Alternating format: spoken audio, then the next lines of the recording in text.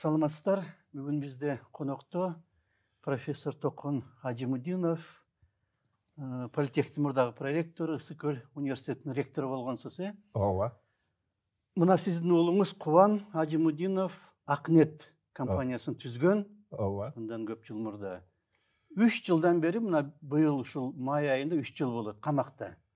Эмне болуп атат? Эч каралбай эле же соту жүрбөй атат, кандай деп айтып бере аласыз? Эми айланайын эл журт, айланайын Садыр Нуркожоевич, мен ушу кабыргам кайышып, эсилбеген жүрөгүм эсилип, мына шу сиздин мекемеңизден келип бир эл журтка кайрылып, Садыр Нуркожоевичке кайрылайын деп келип отурам. Анткени өткөн жолу өз оосу менен журналисттерге пресс-конференция берип атканда суроо берген журналистке өз оосу менен айткан: мен керектүү адамдарга тапшырма бердим. Ким тарабында чындык болсо, ошо тарапка тезирээк чечкиле деп.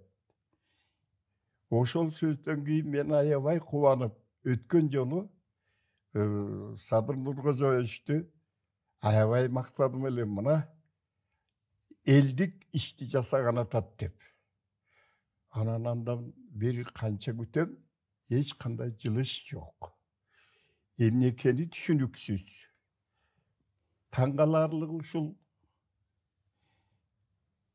Бул Ақниет компаниясы өзү 3 адамдан түзүлгөн. Бирөө Ажымөдүнүп А тамгасын алган, экинчи Кутанып К тамгасын алган, анан интернеттин нетин алган. Ошол үчөөнү бириктирип Ақниет. Ақниет деп. Кайбирлер кыргызча Ақниет деп жүрөт. Жок, Ақниет. Ушул компаниянын атайын айырмалап түзүшүп, анан үчөө биригип менин уулумду президент кылып шайлап койгон. Уулум ошо келгенде сүйүнүп келди, ушинтип менин жолдошторум мени президент кылып койду деп. Эң жакшы балам, жанталашып эл үчүн иштеш керек, чуркаш керек, керектүү нерсеси кайсы мамлекетте болсо да таап келип, ошону жөнгө сал. Мана ошондой эле бат эле уулум ишке киргизди. Анан арасында жүргөн бирөө кетип калып, ошонун долясын бекер эле жанакы Тажикстандан келген Руслан Абдымажитов деген өзбекке берип коюптур. Анан ошолдой болуп калды көрүнөт.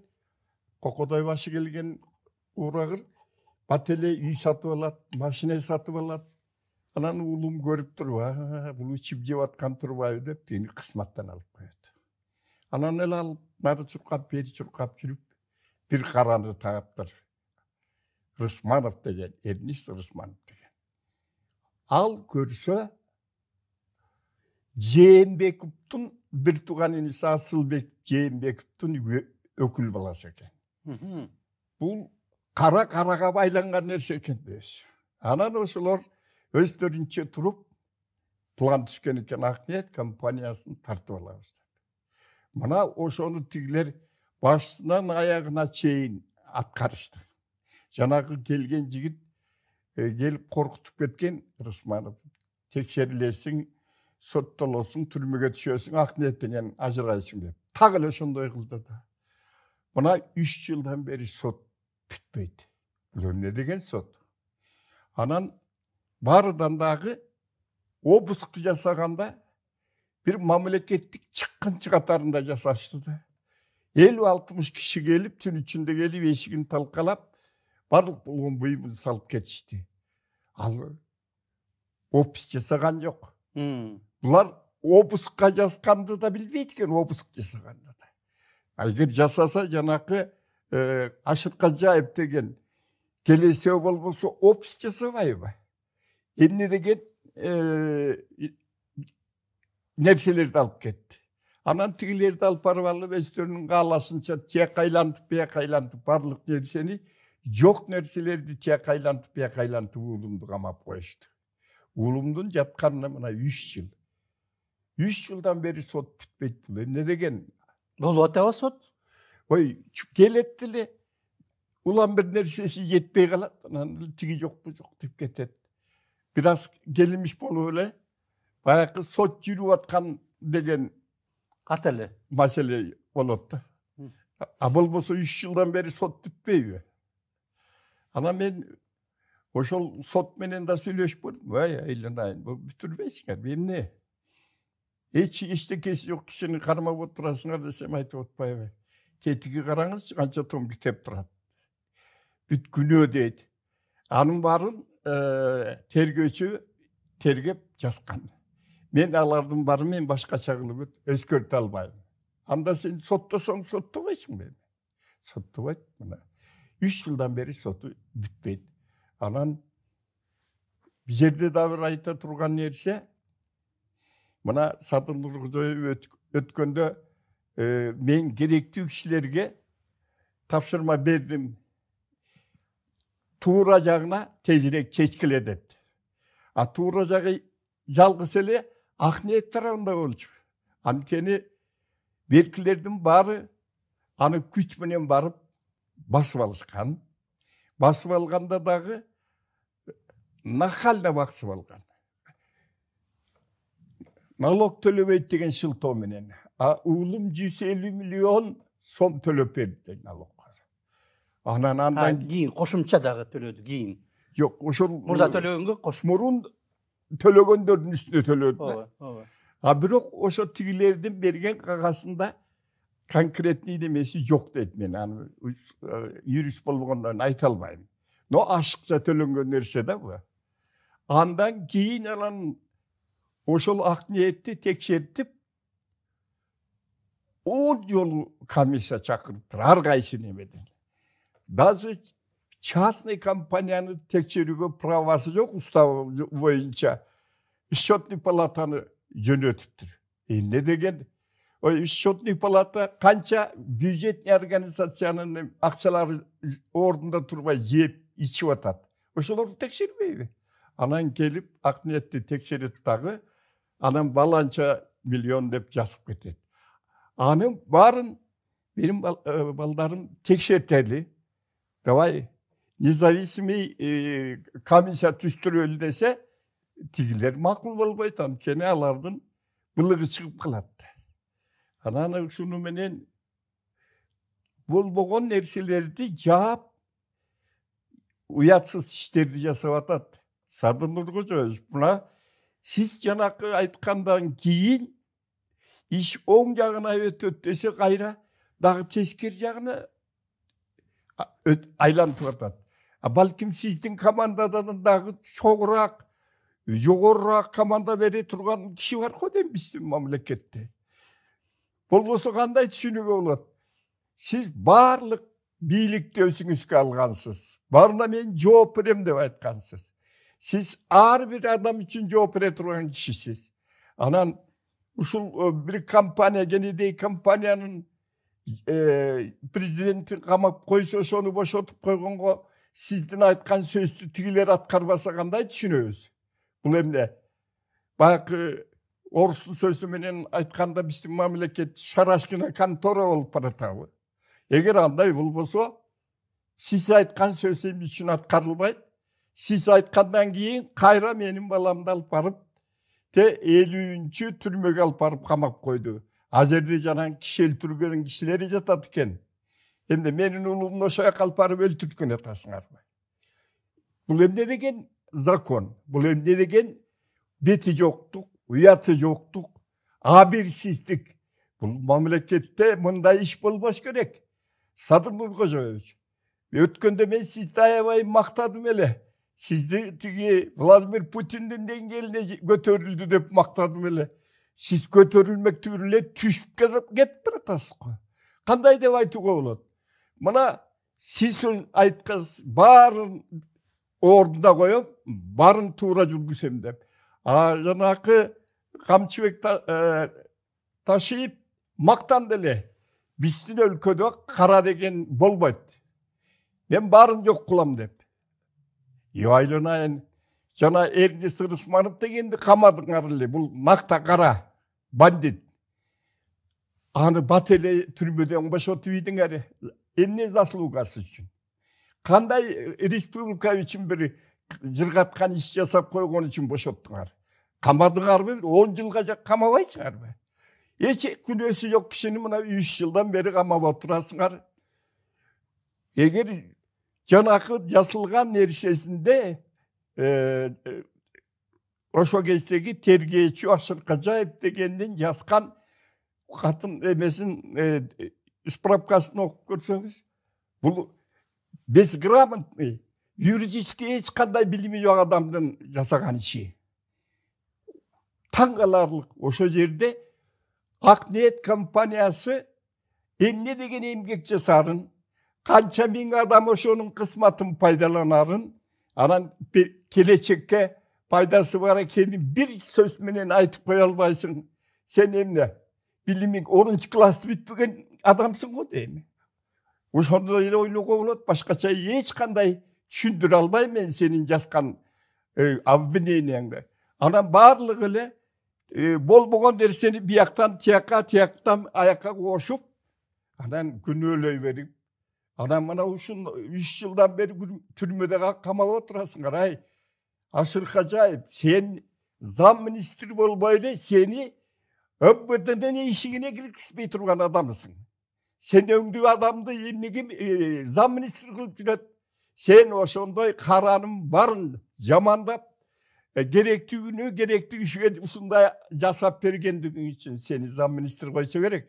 Болбосо сендей адам зам министр эмес, жөнөкөй милициянын кызматкери болбош керек. Ал ошо тергөөчү болгон ошол кезде. Ой, тергөөчү болгон анандай зам министр кылып коюп атпайбы? Ошонун жанакыдай тиги каралардын заданиясын аткарган. Каралардынбы? Каралардын жана Асылбек Жээнбеков Атамбаевка жагып атпайбы? Атамбаевка бере койсо керек, анан Атамбаеваны партиясына мүчө кылып, анан депутат кылып, анан спикер кылып албадыбы? Эми ошондой адамдар биздин коомду бузуп атпайбы? Биздин коомдун келечектеги перспективасын талкалап атпайбы? Адамда коомдун келечегине ишенич болмоюнча, ал коомдо өсүү болбойт. Ар бир адамдын жүрөгүндө өзүнүн коому жөнүндө, өзүнүн мамлекети жөнүндө жакшы ойдо болуп, аракетте жүрүш керек, ушуну өссө экен, өстүрсөк экен деп. Ал эми жанакындай бандиттер барын бузуп турса, ким аны оңдойт? Оңдой албайт да. Анан эми бул жерде бир айта кетчү нерсе, эң бир таң каларлык, уяты жоктук нерсе, мына тиге Асылбек Жээнбековдун жанакы өкүл баласынын кылган иши Рысмановдун ак нерселерди кара кылып каматып атат. Рейдерлик кылып. Рейдерлик кылганы баштагандан баштап эле бузулган. 3 киши коомдо болсо, аларсыз чечим чыкпаш керек. Ар бир чогулуш болгондо ар бир кишисине айтылып туруш керек, чакырылыш керек. А булар менин уулума эч кандай информация бербей, эки эле кишинин эмеси менен чогулуш өткөртүп, а бул чогулуштук өзү юридически туура эмес жүргүзүлгөн чогулуш болгон. Ошону менен мурунку президент менин уулумду алат, анан башка кишини шайлайт. Бунун баары негизсиз. Анан тиягы негизсиз болгондон кийин менин уулум жыйнап койгон 900 миллион бекен акчасы бар экен, ошону кассада, банкта. Ошонун баарын бөлүп алышпадыбы? Андан кийинки түшкөн акчаларды да булар күнүгө өздөрүнүн арасында бөлүп атат. Айланайын, эч кандай коом үчүн иш кылбаган кишилер 100 миңден зарплата коюп алыптыр. Эмне деген аберсиздик. Анан ак ниеттин акчасын Alar özleri hareket kılıp jasabağandan keyin solga oңго ырgıtıp atpayba. Mana dagı bir uyatsırak derse janakı altın balalık degendi gölde kayra kurup atpayba. Jakın açılat deydi. Oşol altın balalıkka bular tigi Sadır Nurgozevичке jagışı üçün bere koyup atpayba. Altın balalıktı Sadır Nurgozevичтин ayalı başkarat durbayba. Ha, bilbem. Ушундай eken. Anan oşogo 100 mingdi akçanı oturup Tigi atpayba. Aknet hazır Aknet. jetek. Jardam Mana bolot. anan emi Kamçıbek Kıdırşaевич men жүрген жерде каралар болбош керек деген. Азыр каралар болмоктур, каралар бир жерде көчөдө чаң салып көрүнгөн жерде ар кандай жаман иштерди жасап жатпайбы. Ошонун бир жаман эле мына ак ниет. Ак ниетти жанакыдай кылып талкалап, ак ниетти буга чейин областтык борборлорго жетмек. Ошондо кыргыз эли бүт дүйнө жүзүндөгү болуп аткан телевидениядагы жаңылыктарды кабельный телевидение менен алып турмак, интернетти алып турмак. Аны азыр Ош менен Бишкек менен эле Токмок шаар гана пайдаланат. А менин уулумдун планы боюнча Эбак Рыбачыга, Чолпон Атага, Приживальскийге анан башка областтык борборлорго жеткирилмек. А булардын ойлогон жери жок. Булардын ойлогону кантип алыш керек, кимге барып бериш керек, анан азмүдүрүптү канча көбүрөөк түрмөдө каматып туруш керек деген ишти жасап атат. Бул өзү аябай уятсыз нерсе болуп атат. Садыр Нургожевич бир кичине ойлонуп көрсө, Илинайын, сенин башыңа өттөлү го, садак болоюн.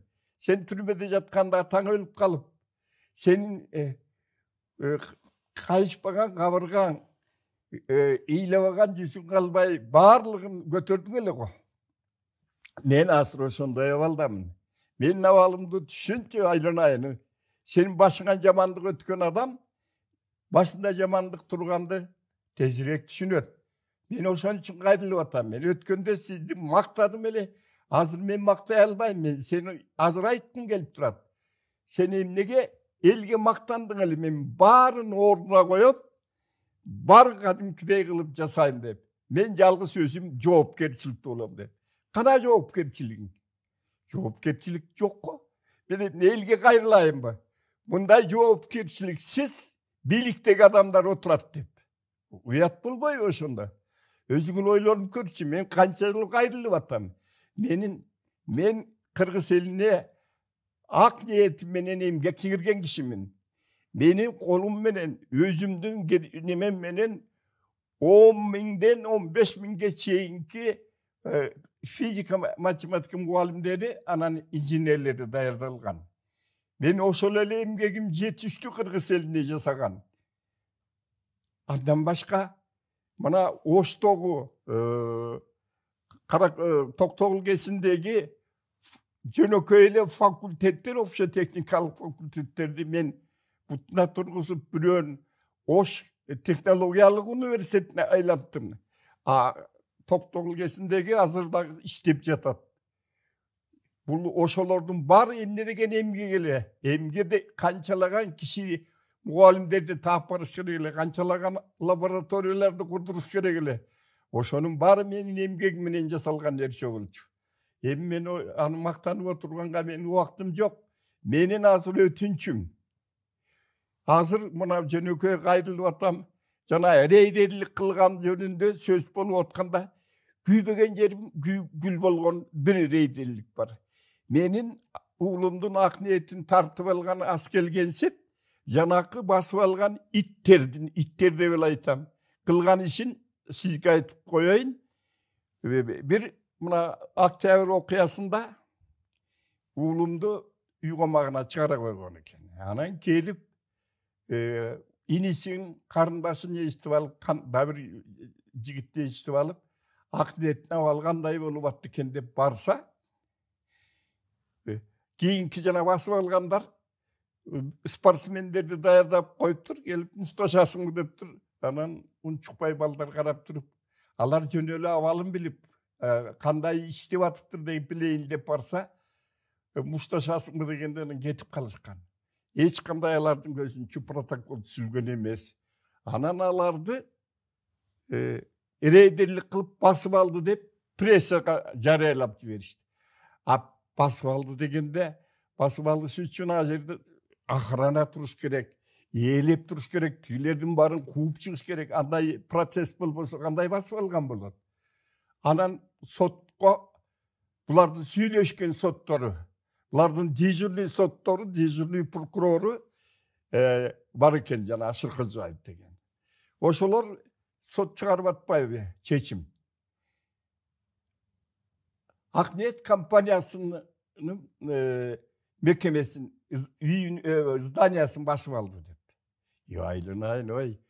Çeçim çıkarganda sot, akılın, esin bolsa, basıp algandın özünün anıktosu var da.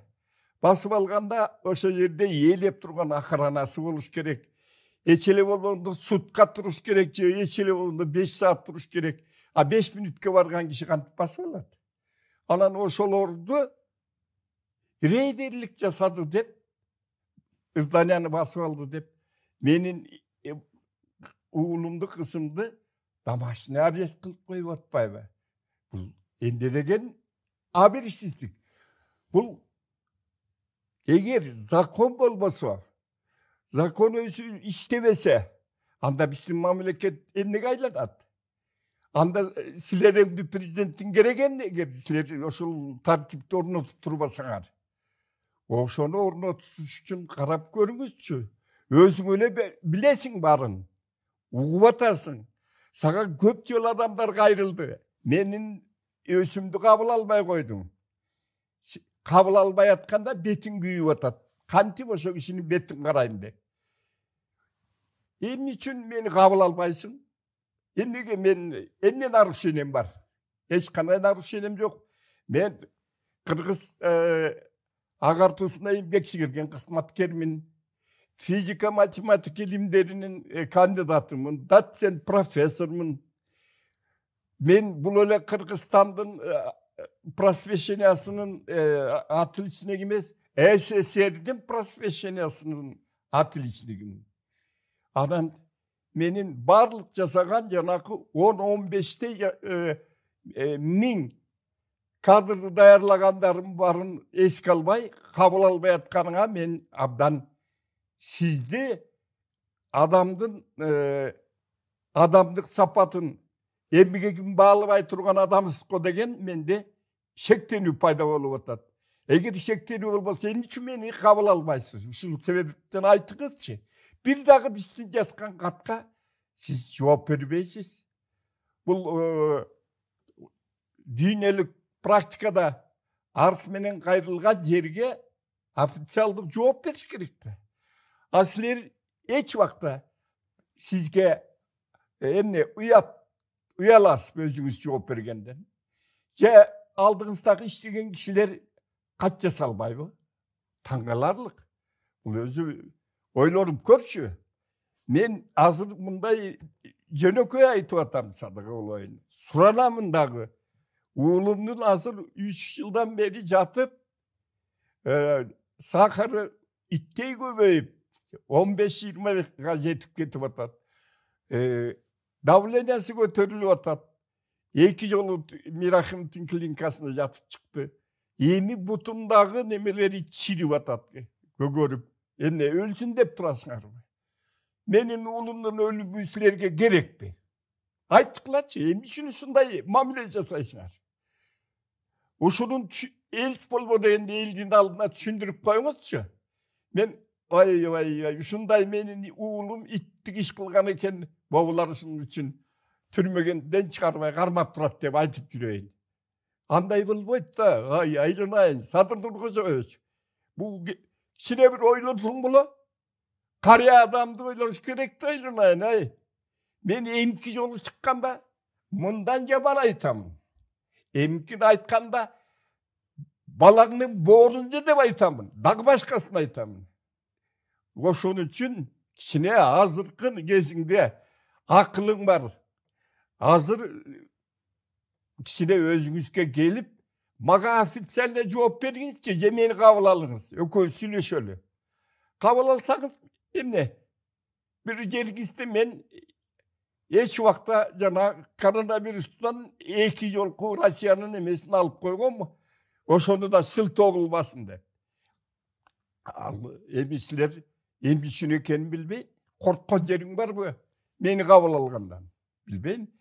Gene de kişileri de kabul alasın. Taladan gelgen kişileri de kabul alasın. Şu meni kabul albaysın. Sebebim ne de oşonu da düşündürüp koyç. Anan can hakkında aygılı atkan işleri jöngö salbasan kaçan kaçayın çıdayız.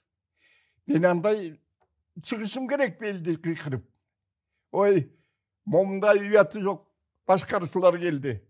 Davay götürülü değil mi? Koy söyle ben antpeyim. Sen andan göre o işleri yasayı. Geleceke bizim elimizde paydası tiye turgan işleri yasa. Payda keltire turgan özümüzün biznesmenleri kamatıp koyup sen sırttan biznesmenleri çakırasın. O kaysı biznesmen gelet sana. Sen uşuntup özünün biznesmenlerinde talkalap. Hani davay tartıp algıla deyip yanaklardı, karalardın nemelerin yönetip koyursan. Emel başkalar jönötkön, birok keçilip yatat. Şu bir gezdegi jönötkönderdi. Ya yönetkenler şu türlü. Asılbek Ceymbekov. Ceymbekov özü başında turgan. Asılbek emez belki Soronbay Ceymbekov.